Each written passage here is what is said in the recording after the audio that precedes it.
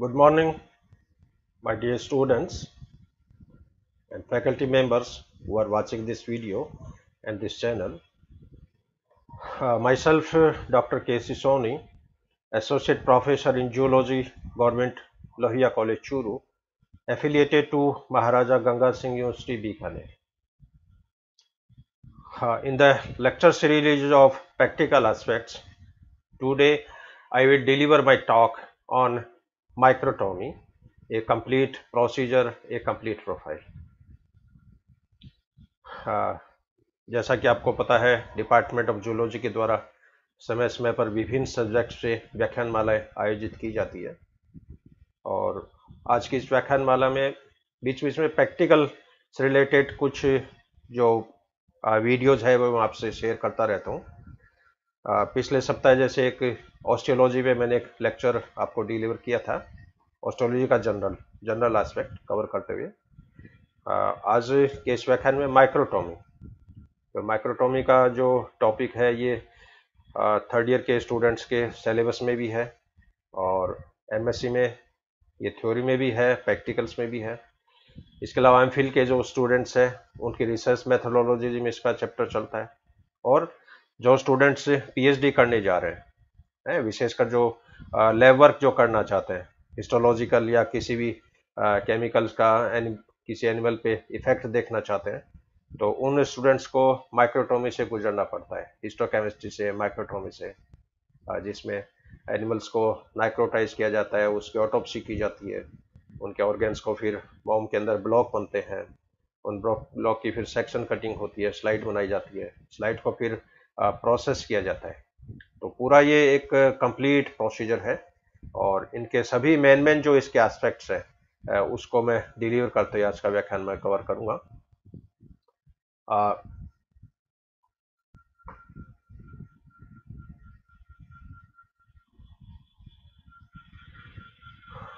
Today's title of topic is microtomy, a complete profile. The microscopic slides are of 4 types. Microscope slides है वो 4 प्रकार की होती है। एक तो whole mount, second type is smears, third type is squashes and fourth type is section. Whole mount में क्या होता है कि whole mount are mounts of whole objects show preserved that the structure can be studied. Such objects first killed and fixed to preserve them in the shape they had in life. इसमें क्या होता है, विशेषकर जो छोटे animals हैं, जैसे मान लीजिए प्रोटोजोन्स हैं या और कोई जैसे स्पंज के जीम्यूल्स हैं, हाइड्रा है जैसे, इनकी वॉल माउंट बनती है। वॉल माउंट में क्या होगा, पूरा एनिमल जो होता है उसको स्लाइड के ऊपर रखा जाता है और उसकी स्लाइड जो होती है वो बनाई जाती है। तो इसमें क्या करते हैं कि लिव ऑर्गेनिज्म और पार्ट ऑफ ऑर्गेनिज्म इनको फिक्स किया जाता है और फिक्सेटिव के बाद में इसको फिर पानी से वॉश किया जाता है लगातार ताकि फिक्सेटी रिमूव हो जाए और फिर इसको 70% एल्कोहल के अंदर प्रिजर्व किया जाता है और प्रिजर्व करने के बाद में इसको फिर अभिरंजित करते हैं, इनको एल्कोहल सीरीज में डिहाइड्रेट करते हैं और फिर क्लियर इन ऑयल के अंदर इसको क्लियर करने के बाद में इसमें फिर रेजिन में इसके परमानेंट माउंटिंग या डीपीएक्स में इसकी परमानेंट माउंटिंग है वो की जाती है। तो छोटे एनिमल्स आप जब भी स्लाइड देखते हैं उस पर लिखा होता है WM, TS, LS, HLS। तो WM लिखा हुआ है, इसका मतलब वो एनिमल हो सकता है, एनिमल का कोई पर्टिकुलर पार्ट हो सकता है, उनको फिर इंटायरली उसके अंदर क्या उसकी स्लाइड बनती है। तो इस तरह की जो स्लाइड होती है वो WM या वॉल माउंट के नाम से जानी जाती है। सेकेंड टाइप की स्लाइड है smears. Smears are prepared by smearing a fluid such as blood or a bacterial culture as a thin layer on a slide. This layer is then stained to disclose its structure and air dried.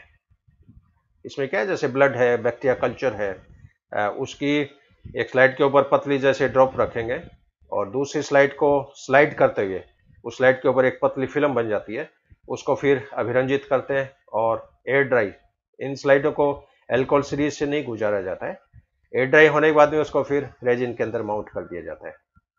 तो इसका जो process है उसमें organic fluid stand on slide अभिरंजित होती है, फिर इसको सुखाया जाता है, फिर माउंट इन रेजिन। तो प्रयोगशाला में ब्लड की जो स्लाइड बनाते हैं उसको जैसे इस फिगर के माध्यम से दिखाया है, जैसे स्लाइड है और स्लाइड पे जैसे आपने ये कोई भी ड्रॉप रखी ब्लड की जैसे, फिर दूसरी स्लाइड, साफ स्लाइड का जो कोना है, कॉर्नर है, उसको इस ड्रॉप के ऊपर टच करेंगे और फिर इस स्लाइड को इसमें खिसकाएंगे, स्लाइड करेंगे। स्लाइड करेंगे तो आप देखते हो ये इस नीचे वाले स्लाइड पे ब्लड की एक ये पतली फिल्म बन गई। इसको फिर सुखा लेते हैं और सुखाने बाद में इसको राइट स्टेन के द्वारा अभिरंजित करते हैं और उसके बाद में फिर इसमें डीपीएक्स डाल के इसमें कवर स्लिप रख देते हैं। तो इस तरह की जो स्लाइड होती है वो स्मीयर के नाम से जानी जाती है। तीसरी जो स्लाइड है दैट इज स्क्वैश। स्क्वैश में क्या होगा, organisms obviously should not be squashed if it is desired to preserve the structure. In practice, this method is usually confined to the study of chromosomes. तो विशेषकर जैसे under graduate में प्याज की जड़ में जैसे माइटोसिस की स्टडी करते हैं, एमएससी के अंदर टेस्टिस और ओवेरी की जैसे स्लाइड बनाते हैं। तो इस तरह की जो स्लाइड होते हैं उसमें स्क्वैश प्रिपरेशन होता है। और सिंपली प्याज की जड़ का जैसे आपको एग्जांपल बताऊं, प्याज की ताज़ा जड़ जो होती है उसको स्लाइड के ऊपर जैसे आपने रखा और रखने के बाद में उसके ऊपर जैसे स्टेन जो होता है, क्योंकि क्रोमोसोम की स्टडी करनी है तो एस्टोकार्बिन स्टेन का जैसे यूज होता है, इस स्टेन को इस टिश्यूज के ऊपर रखेंगे और इसके ऊपर फिर कवर स्लिप रख के उसको हल्का प्रेशर से दबाते हुए उनके सारे टिश्यूज को डिसइंटीग्रेट कर देते हैं। उनकी सेल सेपरेट हो जाती है, केंद्रक है वो अभिरंजित हो जाता है और माइक्रोस्कोप में फिर इसकी स्टडी करता है। तो इसके अंदर फ्रेश टिश्यूज आइदर प्लांट्स और animals, drop of stain, squash under cover slip and examine. तो टेस्टिस का स्क्वैश बनाया जाता है, ओवरी का बनाया जाता है, क्यों टेस्टिस में स्पर्मेटोजेनेसिस का जो प्रोसेस है उसमें माइटोसिस भी होता है, मियोसिस भी होता है। प्याज की जड़ों के टिप के अंदर केवल माइटोसिस होता है। तो सेल डिवीजन की स्टडी जो है वो इस तरह की स्लाइडों से की जाती है।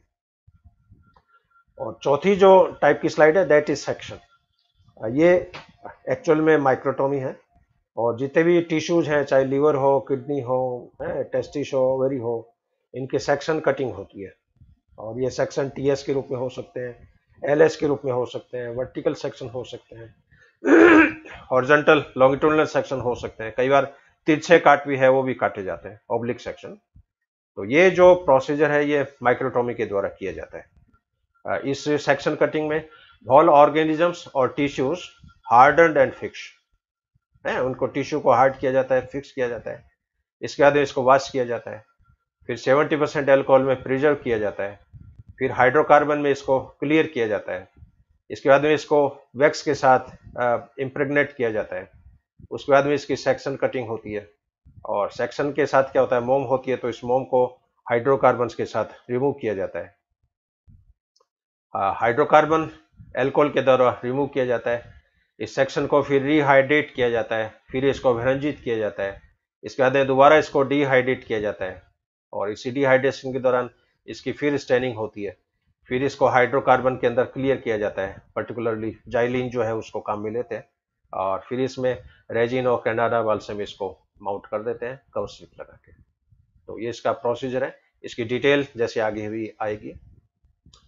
हाँ, अब इस प्रोसीजर में सबसे पहले किसी भी एनिमल्स को, किसी भी लिविंग टिश्यूज को, उसको किलिंग और फिक्स किया जाता है। और किलिंग और फिक्सिंग में ऐसे केमिकल्स यूज में लिए जाते हैं जिसके कारण सेल की बायोकेमिस्ट्री में कोई परिवर्तन नहीं हो, सेल की हिस्टोकेमिस्ट्री में कोई परिवर्तन नहीं हो, सेल के ऑर्गेनेल्स में कोई चेंजिंग नहीं हो। तो ऐसे केमिकल जो होते हैं वो किलिंग और फिक्सिंग के लिए यूज में लिए जाते हैं। फिक्सिंग का पर्पज क्या हो सकता है? फिक्सेशन का मुख्य जो उद्देश्य है to preserve the material in the shape it had before fixation, यानी फिक्सेशन से पहले कोशिकाओं की जो आकृति है वही फिक्सेशन के बाद में रहनी चाहिए। To preserve the nuclear elements of the material, cell के जो केंद्र के जो घटक है उनको परिरक्षित करना है। To preserve the cytological elements of the material, कोशिका के जो कोशिका द्रव्य घटक है उनको प्रिजर्व करना। तो ये किलिंग और फिक्सेशन का मेन पर्पज होता है। अब जितने भी फिक्सेटिव है, फिक्सेशन की जो विधियां है उनको दो कैटेगरी में जैसे डिवाइड किया गया है, एक तो केमिकल फिक्सेशन और एक फ्रीजिंग फिक्सेशन। फ्रीजिंग फिक्सेशन है, ये जनरली इलेक्ट्रॉन माइक्रोस्कोप के लिए काम में ली जाती है।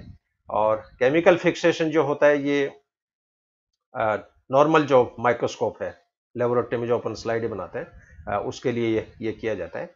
और केमिकल फिक्सेशन जो है उसके फिक्सेटिव को 5 मेन ग्रुप में डिवाइड किया गया है। बाकी इसकी जो प्रैक्टिकल किताब है उसमें तो कम से कम 150-200 तरह के फिक्सेटिव का अलग अलग केमिकल कंपोजिशन दिया है। लेकिन यहाँ आपके सिलेबस और आपके रिसर्च पर्पज को ध्यान में रखते हुए केवल दो एग्जांपल मैं यहाँ पर शेयर करूंगा। तो ये जो फिक्सेटिव है इनको 5 कैटेगरी में जैसे डिवाइड किया गया है। फर्स्ट कैटेगरी है dichromate fixative, second is chromic acid fixative, third is mercuric fixative, fourth is picric acid fixative और लास्ट ग्रुप है अदर फिक्सेटिव। लेबोरेटरी में एमएससी लेवल में जनरली हम पिक्रिक एसिड फिक्सेटिव है बॉइंड सॉल्यूशन जो होता है उसको जैसे काम में लेते हैं। फिर भी मैं दो एग्जांपल सभी कैटेगरीज में आपसे शेयर करूंगा। First variety is dichromate fixative. इसमें दो तरह के फ्लूइड है, एक तो जेंकर फ्लूइड, एक लेवडोवस्काई फ्लूइड। जेंकर फ्लूइड का जो कंपोजिशन है इसमें वाटर 100 ml, पोटेशियम डाइक्रोमेट 2.5 ग्राम, मर्क्यूरी क्लोराइड 5 ग्राम, sodium sulphate 1 gram, glacial acetic acid 5 ml और यूज्ड इन पैथोलॉजिकल लैब। तो पैथोलॉजिकल जो लैब होती है जहाँ पर मेडिकल से रिलेटेड किसी टिश्यूज की यदि कोई डायग्नोसिस करनी हो उस केस में इस फ्लूइड का यूज किया जाता है। लेडोवस्काई फ्लूइड्स का composition water 100 ml, potassium dichromate 5 ग्राम, मर्क्यूरी क्लोराइड 0.15 ग्राम, ग्लेशियल एसिटिक एसिड 2 ml और कई बार इसमें फॉर्मेल्डिहाइड होता है वो भी इसके अंदर यूज किया जाता है। फॉर एग्जांपल जैसे Helly's fluid, head and hand fluid. ये जो दोनों फिक्सेटिव है ये मेडिकल कॉलेजों में, बड़े मेडिकल हॉस्पिटल्स में, पैथोलॉजी के जो डायग्नोस्टिक लैब है उनमें इन फिक्सेटिव्स का यूज किया जाता है। Second group is chromic acid fixative. इसके दो मेन एग्जांपल मैं शेयर करूंगा। First is Lo Bianco fluid and second is Gates fluid. Lo Bianco fluid में कंपोजिशन है water 100 ml, chromic acid 1 gram, glacial acetic acid 5 ml, used for fixation of small invertebrates. तो छोटे जो अकशेरुकी प्राणी हैं उनको फिक्स करने में इस फिक्सेटिव का यूज किया जाता है। गेट्स फ्लूइड का कंपोजिशन है water 100 ml, chromic acid 0.7 gram, glacial acetic acid 0.5 gram. This fluid is excellent for the fixation of plant chromosomes in root tips. तो प्लांट टिश्यूज को फिक्स करने में इस सॉल्यूशन का उपयोग किया जाता है। और कई बार इसमें फॉर्मेल्डिहाइड जो होता है SCHO इसका भी इसमें यूज किया जाता है। Next category is mercuric fixative. इसमें दो एग्जांपल है, एक तो Gilson's fluid and second is Carnoy and Lebrun fluid. Gilson fluid का कंपोजिशन है water 88 ml, 95% alcohol 10 ml, mercury chloride 2 gram, glacial acetic acid 0.4 ml, nitric acid 1.8 ml।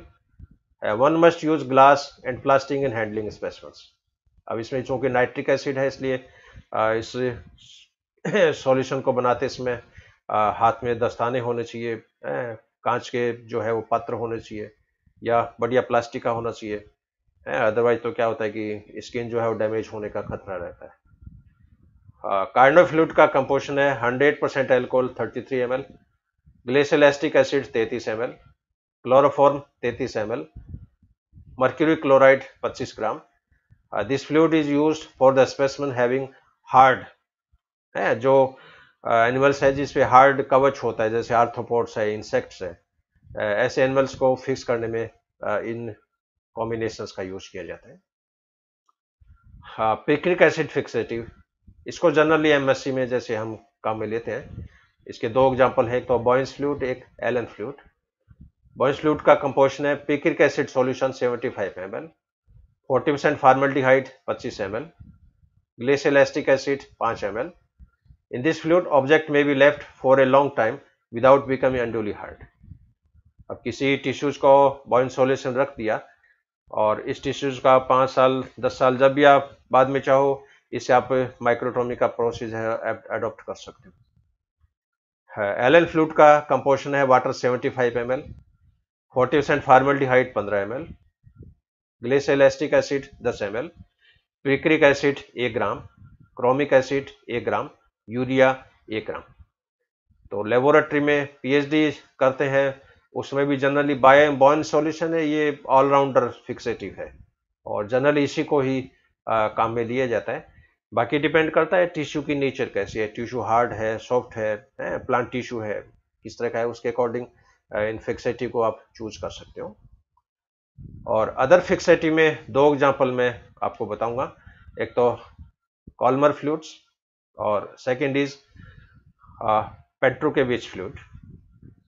कॉल्मर fluid का composition है water 87 ml, potassium dichromate 1.8 gram, uranyl acetate 0.75 gram, 40% formaldehyde 3.6 ml, glacial acetic acid 9 ml, trichloroacetic acid 4.8 ml।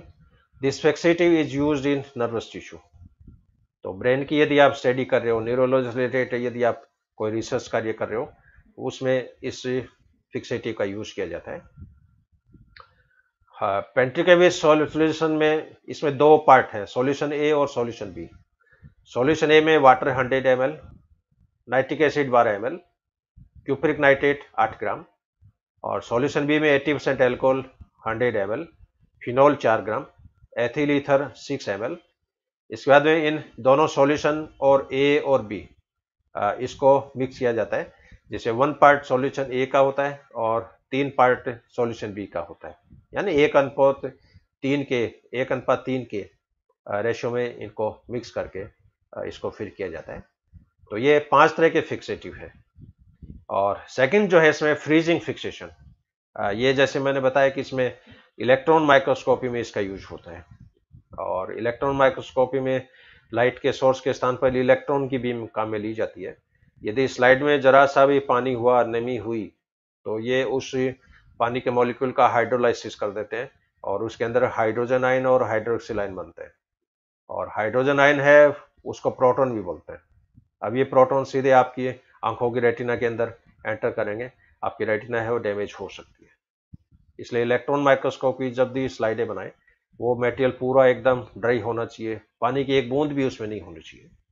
इसलिए ये freezing technique है, ये electron microscopy में काम में ली जाती है।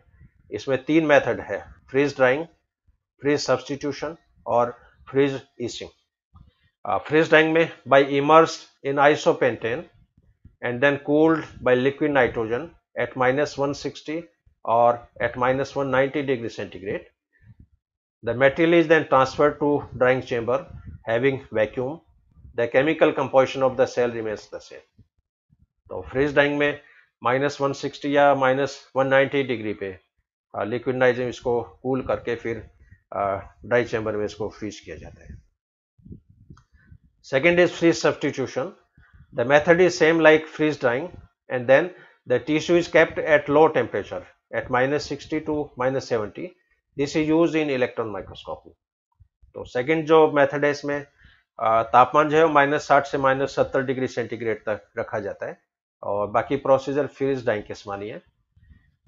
तीसरी इसमें freeze etching. The tissue is placed in 20% glycerol and is frozen at -100 degree centigrade. The tissue is then covered with platinum and carbon coating in the high vacuum. This method is used in electron microscopy. तो ये 3 मुख्य विधियां हैं, और तीनों ही विधियों को मुख्य रूप से इलेक्ट्रॉन माइक्रोस्कोप की स्लाइडें बनाने में इसको काम में लिया जाता है। तो ये पहला पार्ट हो गया इसमें कीलिंग और फिक्सेशन, क्योंकि जिस भी टिश्यूज की ऑर्गन की आप स्लाइड बना रहे हो उस टिश्यूज को पहले फिक्स किया जाएगा, उसको प्रिजर्व किया जाएगा। हाँ, इसके बाद में फिर अब स्लाइड बनाने से पहले फिर ये जो फिक्सेटिव है इसको रिमूव किया जाएगा। तो रिमूव करने के लिए पानी भी काम में लेते हैं, इसके अलावा और कोई केमिकल है वो भी काम में लेते हैं। तो specimen should be washed, how ever simple washing is not always sufficient in case of fixative containing mercury chloride और पिक्रिक एसिड, क्योंकि जिन फिक्सेटिव में मर्क्यूरी क्लोराइड है, पिक्रिक एसिड है, उनको हटाने के लिए पानी से धोना ही काफ़ी नहीं है। Mercury chloride give rise to long needle like crystals in the tissue. Mercury chloride के कारण कोशिका में छोटे छोटे क्रिस्टल्स बन जाते हैं। These may prevented by soaking the specimen after it has been washed in running water overnight in Lagol iodine and Lanoir fluid। तो पूरी रात भर इनको पानी की टोंटी में मंदा पानी चला के उस स्पेसिमेन को पूरा वॉश किया जाता है और फिर इसको लगोल आयोडीन और लेनोर फ्लूइड से इसको ट्रीट किया जाता है। इनका जो कंपोजिशन है इसमें potassium iodide 1 gram, 0.5 gram iodine plus 2/3 ml water plus dilute to 50 ml। तो ये जो कंपोजिशन है ये लगोल आयोडीन का जैसे कंपोजिशन है। और लेनोर फ्लूइड में वाटर 70 ml होता है plus 95% alcohol 30 ml plus 10 gram ammonium acetate. In combination से ये लेनोर फ्लूइड जो है वो बनता है। अब पहली जो स्टेप है किलिंग और फिक्सेशन होगी। सेकेंड स्टेप में इन फिक्सेटिव को फिर रिमूव किया जाता है और इसके बाद में फिर नार्कोटाइजेशन। There are many small invertebrates that cannot be made satisfactory into microscope slide after the process of simple fixation. These forms, such as the majority of small hydroids and worms, are contractile, so that it is necessary to narcotize them before fixation if they are resemble the living form after mounting। तो कई बार क्या है कि जैसे nematodes हैं, moment करने वाले अत्यधिक सक्रिय जो एनिमल्स हैं, तो इनको क्या करता है कि फिक्स करने से पहले इनको एक तरह से बेहोश किया जाता है, एक तरह से नार्कोटाइज किया जाता है और नार्कोटाइज करने में हेनले सॉल्यूशन का उपयोग किया जाता है। हेनले सॉल्यूशन का मेन कंपोजिशन है water 90 ml plus ethyl cellosolve 10 ml plus eucaine hydrochloride 0.3 gram. तो इस केमिकल कंपोजिशन में इन एनिमल्स को बेहोश किया जाता है, नार्कोटाइज किया जाता है। और ये जैसे सेक्शन के अलग अलग टेक्निकल टर्म्स दिखाए हैं, जैसे ये जैसे चूहा है मान लो, तो ये जो सेक्शन है ये अनप्रस्थ काट है, ट्रांसफर सेक्शन। ये जैसे फ्रंटल सेक्शन है, ये सेजाइटल सेक्शन है। तो जिस तरह का टिश्यू है उसने अपने को कौन सा सेक्शन काटना है उसी के अकॉर्डिंग माइक्रोटोम में इन टिश्यूज को इम्प्लांट किया जाता है। ये छोटा हैंड माइक्रोटोम है जो पर्टिकुलरली प्लांट टिश्यूज की स्लाइड बनाने में काम में जैसे लेते हैं। जैसे यूजी क्लासेज में तो आंकड़े की जो स्टेम होता है उसको काम में लेते हैं। आंकड़े के स्टेम में जैसे पंक्चर करके उसमें कोई पौधे की जड़ है उसको जैसे इंजर्ट कर दिया और फिर चाकू के द्वारा इसको सेक्शन काटते हैं। ये थोड़ा सोफिस्टिकेटेड हैंड माइक्रोटोम है और इसमें ये माइक्रोमीटर भी लगा हुआ है, कितना पतला सेक्शन काटना है उसके हिसाब से रोटेट करके इसको आप सेक्शन काट सकते हो। तो ये भी एक बेस्ट इंस्ट्रूमेंट है, ये हैंडमेड माइक्रोटोम है ये मान के चलो। अब ये जैसे दिखाया इसमें, इस माइक्रोटोम में जैसे पत्ती को जैसे फिक्स कर दिया। अब इस पत्ती को फिर चाकू के द्वारा इस तरह ये कटिंग होती है और इन सेक्शन को फिर स्लाइड के ऊपर रख के उसको फिर अभिरंजित करते हैं। और पैराफिन सेक्शन जो होते हैं इसमें फिर मोम के ब्लॉक बनाए जाते हैं। तो ये कंप्लीट प्रोसीजर है माइक्रोटोमी का। इसमें preparation of paraffin section is quite a complex operation and involves the following stages. इसमें निम्न स्टेप्स हैं इसमें। सबसे पहले फिक्सेशन ऑफ मटेरियल, इसके बाद dehydration in order that the material may be impregnated with a fluid capable of dissolving wax.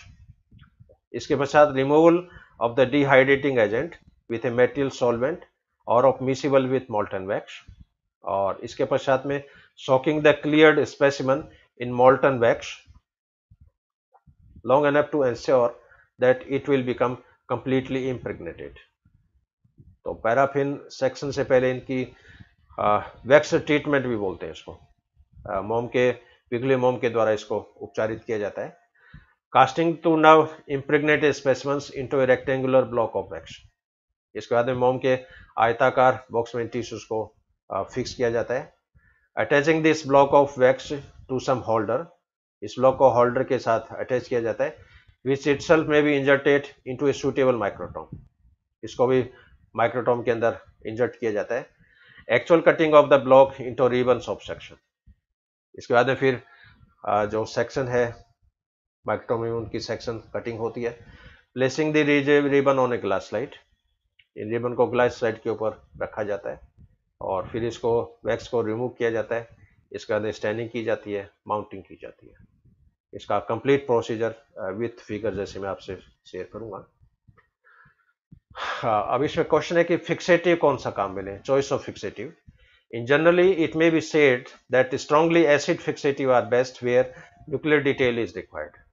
यदि आप न्यूक्लियर स्टडी कर रहे हो, क्रोमोसोम की स्टडी कर रहे हो, उस केस में स्ट्रॉन्ग एसिड फिक्सेटिव है उनको काम में लिया जाता है।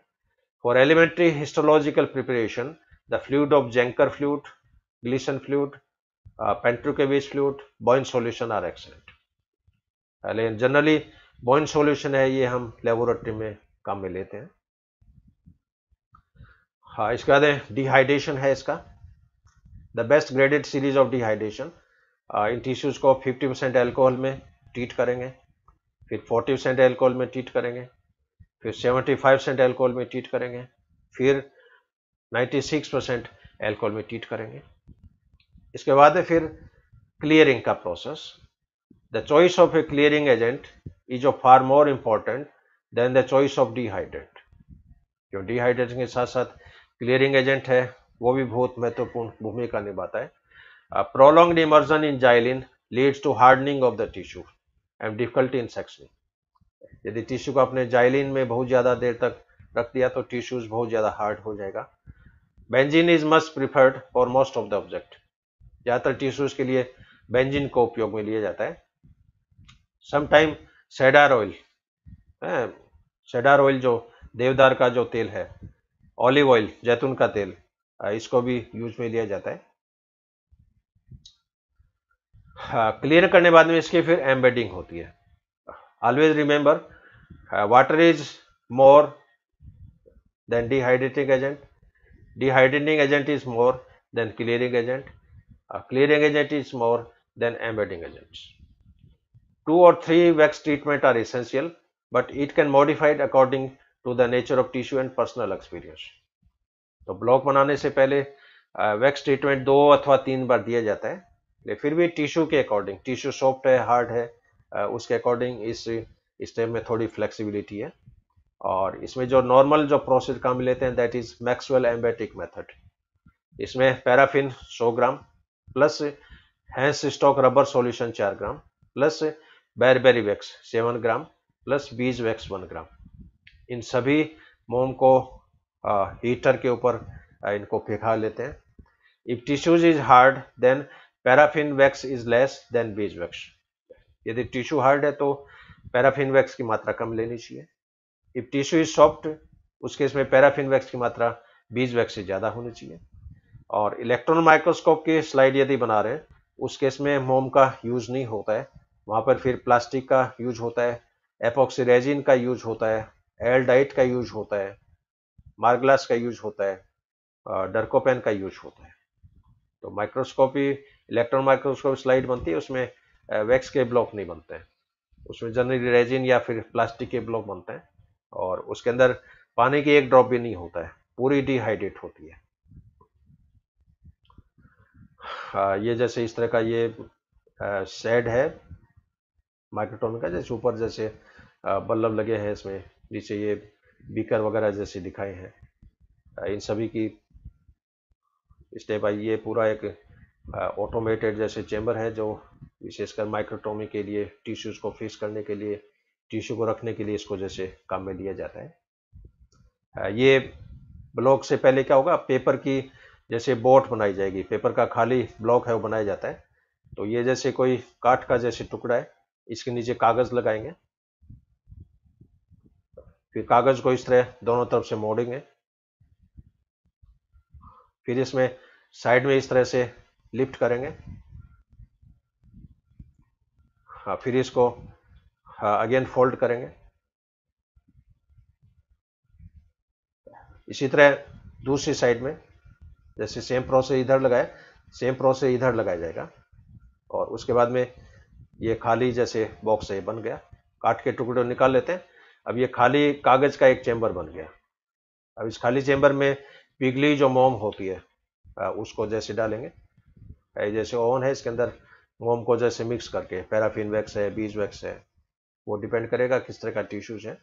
और इस पिघली मोम को फिर इस का ये जो कागज का जो ब्लॉक, कागज की जो बोट बनी है, इसके अंदर फिलअप करते हैं। और आजकल कांच की रेडीमेड कैविटी भी आती है। यदि टिश्यू छोटी साइज का है तो इन कांच की कैविटीज में भी मोम को फिलअप करके टिश्यूज को एम्बेड कर सकते हैं। और ये जैसे कागज का बोट है, इसके अंदर जैसे मोम को जैसे फिलअप कर दिया और फिर टिश्यूज को इसके अंदर ट्रांसफर करेंगे। ये टिश्यूज को इसमें ट्रांसफर कर दिया।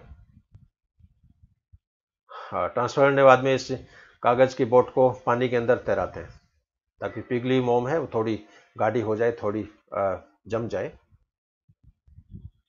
और अब ये मोम के ब्लॉक है वो बन गए हैं। अब इन ब्लॉक को फिर किसी होल्डर के साथ अटैच किया जाता है। होल्डर को माइक्रोटोम में लगाया जाता है। माइक्रोटोम में नाइफ होता है, नाइफ का पर्टिकुलर एंगल होता है, और कितना पतला सेक्शन काटना है उसके हिसाब से नॉब सेटिंग करके फिर सेक्शन कटिंग होती है। और माइक्रोटोम जो है वो जनरली 3 टाइप के जैसे लेबोरेटरी में काम में लेते हैं। एक तो ऑर्डिनरी माइक्रोटोम, एक फ्रीजी माइक्रोटोम, इसको क्रायोस्टेट भी बोलते हैं, और इसके अंदर CO2 गैस का सिलेंडर है उसका यूज किया जाता है। और अल्ट्रा माइक्रोटोम, बहुत पतले यदि सेक्शन काटने हो उस केस में अल्ट्रा माइक्रोटोम का यूज होता है। और इसमें जो नाइफ है वो डायमंड का बना होता है। नाइफ की जो नोब है वो डायमंड की बनी होती है। स्कैन माइक्रोटोम, इसमें क्या होगा कि ब्लॉक रिमेन्स स्टेशनरी, इसमें ब्लॉक है वो फिक्स रहता है और चाकू है वो ऊपर नीचे होता है। और बड़े सेक्शन यदि काटने हो, इन दिस लार्ज ब्लॉक में भी section but no ribbon is found है। इसमें जैसे मान लीजिए कोई 1 फीट की मछली है, मान लीजिए मछली का है आपको वर्टिकल सेक्शन काटना है, हॉरिजॉन्टल सेक्शन काटना है, उस केस में इस माइक्रोटोम को यूज में लिया जाता है। और सेकंड जो है स्पेंसर या रोटरी माइक्रोटोम, इसमें क्या होगा, नाइफ जो है वो फिक्स रहता है और ब्लॉक ऊपर नीचे मूव करता है। इसमें रिबन की फॉर्मेशन होती है। तो जनरली लेबोरेटरी में जो है रोटरी माइक्रोटोम काम में लेते हैं। हाँ, ये जैसे स्कैन माइक्रोस्कोप दिखाया, माइक्रोटोम दिखाया। अब इसमें आप देख रहे हो नाइफ कितना बड़ा है। इसमें टिश्यू फिक्स रहेगा, नाइफ है वो आगे पीछे चलता है और सेक्शन कटिंग करता है। और ये रोटरी माइक्रोटोम, इसमें क्या होगा, टिश्यू फिक्स रहेगा, इसमें नाइफ फिक्स रहेगा और टिश्यू ऊपर नीचे मूव करता है।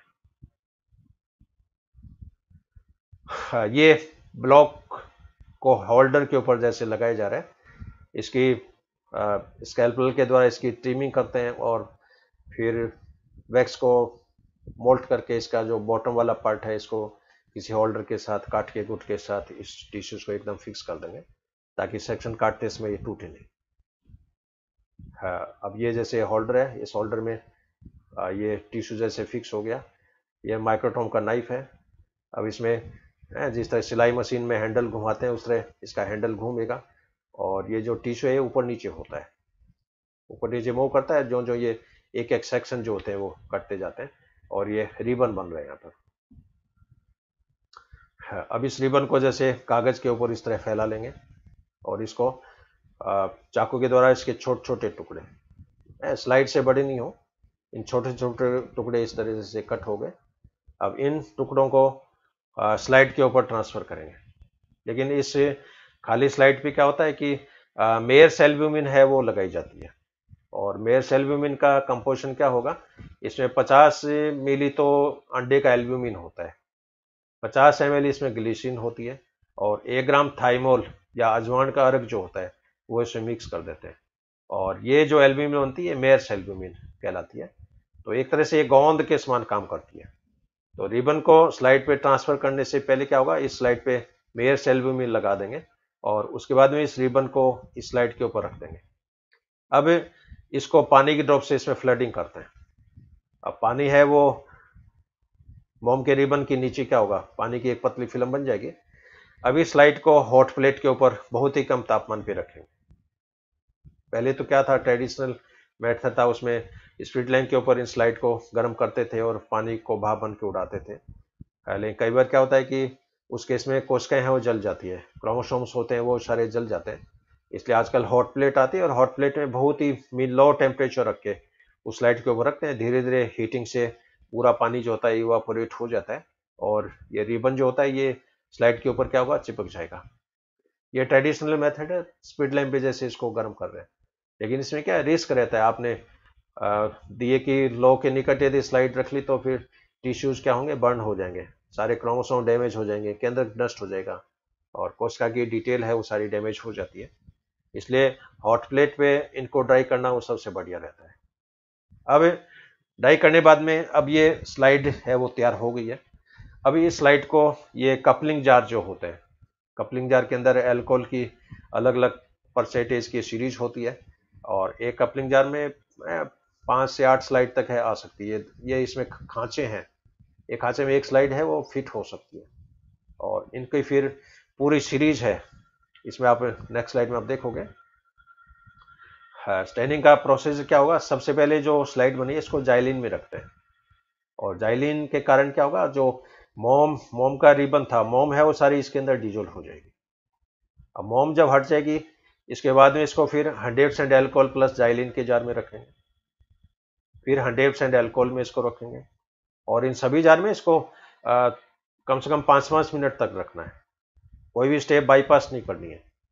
स्टेप बाईपास करोगे तो उस केस में टिश्यू जो होंगे सिकुड़ जाएंगे और प्रॉपर स्लाइड है वो नहीं बन पाती है। 100% एल्कोहल के बाद में इसको 90% एल्कोहल में रखेंगे, फिर 70% एल्कोहल में रखेंगे, फिर 40% एल्कोहल में रखेंगे, फिर 30% एल्कोहल में रखेंगे। अब यहाँ देख रहे हो इसमें आप एल्कोहल की मात्रा कम हो रही है, पानी की मात्रा बढ़ रही है। जैसे 90% एल्कोहल है इसमें, 90% एल्कोहल है, 10% पानी है। 70% एल्कोहल में 70% एल्कोहल है, 30% पानी है। तो इसमें एल्कोहल की मात्रा तो कम हो रही है और पानी की मात्रा है वो बढ़ रही है। फिर 10% एल्कोहल में शुरू रखेंगे, फिर इस स्लाइड को वॉश विथ वाटर, पानी के साथ इसको धोएंगे। अब पानी से धोने के बाद में क्या होगा, टिश्यूज के अलावा जितना भी मटेरियल था वो सारा साफ हो जाता है। अब इसको वाटर सोल्यूबल स्टेन से अभिरंजित करेंगे। तो जनरली हेमेटॉक्सिलिन जो होती है, अब हेमेटॉक्सिलिन वाटर सोल्यूबल भी होती है, अल्कोहल सोल्यूबल भी है। तो वाटर सोल्यूबल हेमेटॉक्सिलिन में इस स्लाइड को अभिरंजित करेंगे। इसके बाद इसको एसिड वाटर के साथ वॉश करेंगे, फिर नॉर्मल वाटर के साथ वॉश करेंगे। अब इसको फिर डिहाइड्रेट करेंगे। अब यहाँ पर उल्टी सीरीज चलेगी। तो पहले 30% एल्कोहल, फिर 50% एल्कोहल, फिर 70% एल्कोहल। अब 70% एल्कोहल के बाद में इसको फिर ईओसिन के द्वारा अभिरंजित करेंगे। अब यहाँ पर आप देख रहे हो दो स्टेन काम में ले रहे हैं, हेमेटॉक्सिलिन और ईओसिन, इसलिए इसको डबल स्टेन बोलते हैं। डबल स्टेनिंग की स्लाइड है। इसको फिर ईओसिन से अभिरंजित करेंगे और इसके बाद में इसको फिर 70% एल्कोहल में फिर इसको ट्रीट करेंगे, फिर 90% एल्कोहल में ट्रीट करेंगे, फिर 100% एल्कोहल में ट्रीट करेंगे। इसके बाद में इसको जाइलिन में इसको क्लियर करेंगे या क्लोव ऑयल में इसको क्लियर करेंगे और क्लियर होने के बाद में इसको फिर कनाडा बाल्सम या डीपीएक्स में इसको माउंट करते हैं और कवर स्लिप इसके ऊपर रख देते हैं।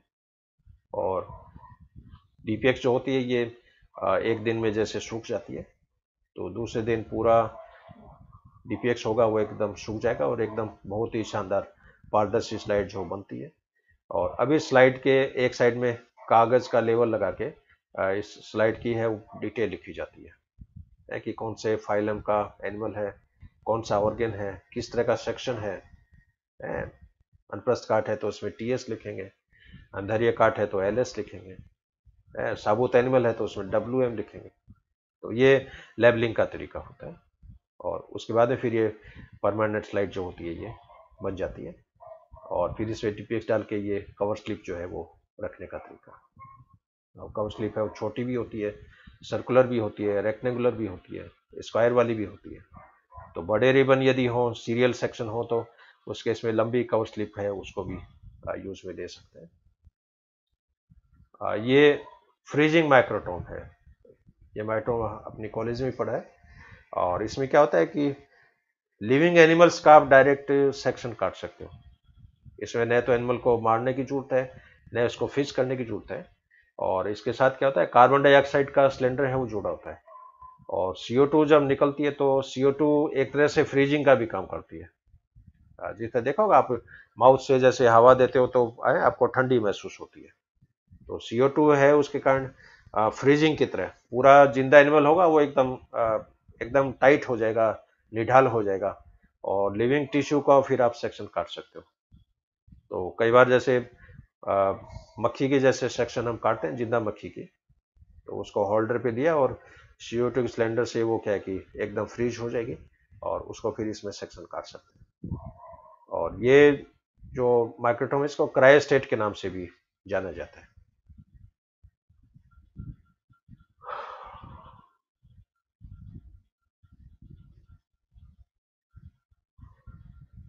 ये एरोसोल मीडियम में टिश्यू को फ्रोज करके जैसे दिखाया है इसमें। ये चाकू है।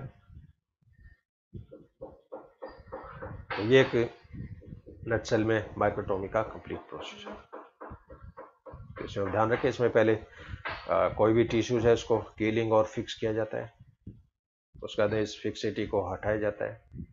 इसके बाद वैक्स ट्रीटमेंट किया जाता है। उसके बाद मोम के ब्लॉक बनते हैं। ब्लॉक को फिर होल्डर पे ऊपर लगाया जाता है। होल्डर को फिर माइक्रोटोम में फिक्स किया जाता है। माइक्रोटोम में नाइफ का एंगल है वो फिक्स किया जाता है। कितने माइक्रोन का सेक्शन काटना है वो माइक्रोमीटर पे फिक्स करते हैं। और फिर रिबन बनते हैं। रिबन को स्लाइड पे बॉइंट सॉल्यूशन लगा के उस पर ट्रांसफर करते हैं। इस स्लाइड पे पानी की ड्रॉप डाल के रिबन को फ्लड करते हैं और हॉट प्लेट पे इसको फिर धीरे धीरे ड्राई करते हैं। और ड्राई करने के बाद में इसको फिर सीरीज जो होती है, ये सीरीज डिसेंडिंग असेंडिंग दोनों तरह का मिक्स है। एक तरफ अल्कोहल की मात्रा कम हो रही है तो वहाँ पर वाटर सोल्यूबल स्टेन कम मिलेंगे, और फिर अल्कोहल की सीरीज बढ़ रही है वहाँ पर अल्कोहल सोल्यूबल स्टेन कम मिलेंगे। तो जनरली जितनी भी PhD करने वाले स्टूडेंट्स हैं वो डबल स्टेनिंग की स्लाइड है वो बनाते हैं। और स्टेन है वो और भी कोई भी काम में ले सकते हो। जनरली ईओसिन और हिमेटॉक्सिलिन ये स्टेन काम में लेते हैं यदि आपको साइटोलॉजिकल स्टडी करनी है। यदि न्यूक्लियर स्टडी करनी है तो उस केस में एस्टोकार्मिन है वो काम में लिया जाता है। तो ये एक बहुत ही संक्षेप में माइक्रोटोमी का प्रोसीजर। और ये जो व्याख्यान है आपके प्रैक्टिकल पर्पज का है। तो इस व्याख्यान को आप अपने प्रैक्टिकल फाइल में इसको क्रम से इसको आप नोट करें। और कॉलेज खुलेगी तब इस एक्सपेरिमेंट को प्रैक्टिकल के रूप में हम आपको डिमॉन्स्ट्रेट भी करेंगे। और इसी के साथ में एक बार सभी का धन्यवाद ज्ञापित करता हूँ। I am highly thankful to you. Have a good day. Have a great day. Thank you very much.